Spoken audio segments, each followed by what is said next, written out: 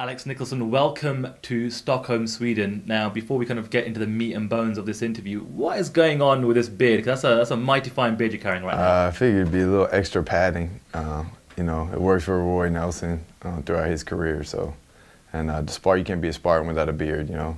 I've never lost a fight with the beard. So, savage beard, savage fight.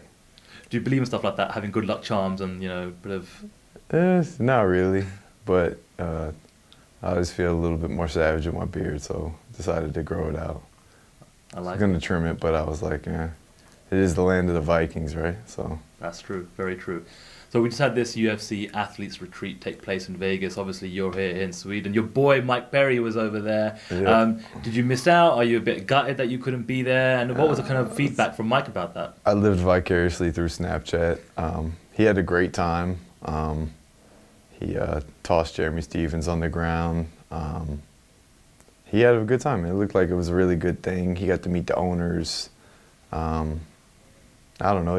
I think it might have been a better thing that I stayed away. Obviously, with the fight coming up, a whole bunch of fighters and alcohol and attitudes. It doesn't seem like it mixed too well, but it was a great thing they did. I'm looking forward to the next one. Mike got to meet the owners. Mm-hmm. He said he talked with the head wigs, and he liked what they say. And it's good things coming our way. So we'll just keep dropping these guys and increasing our paychecks. And it just seems very promising.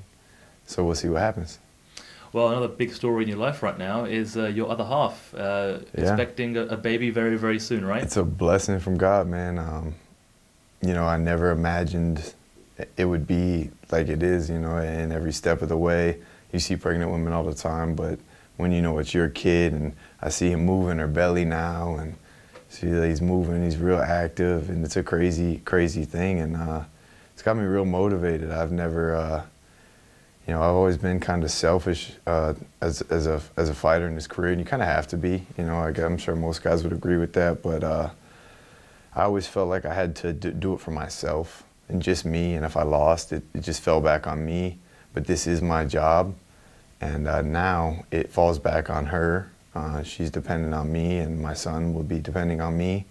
So nothing is going to stop me. I've never been one to quit anyway. I'm sure you guys know that. You see my fights, but I'm more motivated for that. It's a bigger thing than anything that I've ever had to do. It's hold you responsible, I hold you accountable for your actions, for everything you do.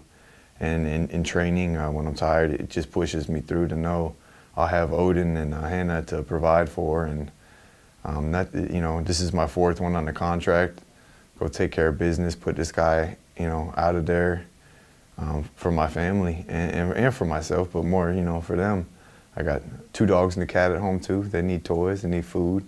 We just got a house, I got a truck, things are picking up, and he's not gonna take this lifestyle away from me, and he's not gonna take that money that can go towards my son away, and it's real serious, like no room for error, and that's been my mindset in this training camp.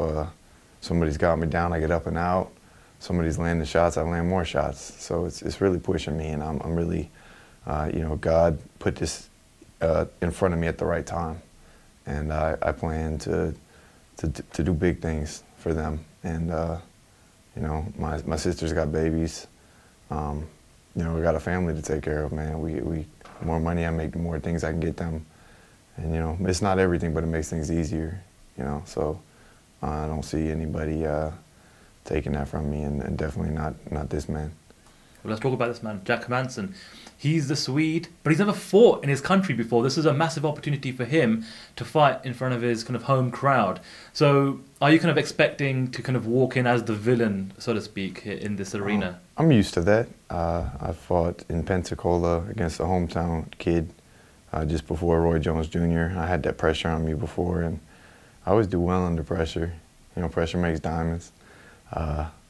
But I find it unfortunate for him that it's got to be me at this time in my life, because I don't see anything. It's real, I feel the fire in me, man, and he'd literally have to kill me for me to stop moving in there, and I'm not gonna stop, man. I'm not going to. So I wish him the best after, but for now it's fuck that guy for now, man. And it's got to be like that, 'cause I'm real serious about it. he's tagged me in some of his things. Like, he just tagged me in one of his workout videos, and my response was, "I'm gonna crush your skull in." And don't tag me, don't mention my name. I take it real, real personal, and I'm gonna go out there and be real serious. I'm gonna hurt him. He's not gonna take my health away from me. You know, I'm gonna have this fight, and then a kid a month later have to be healthy.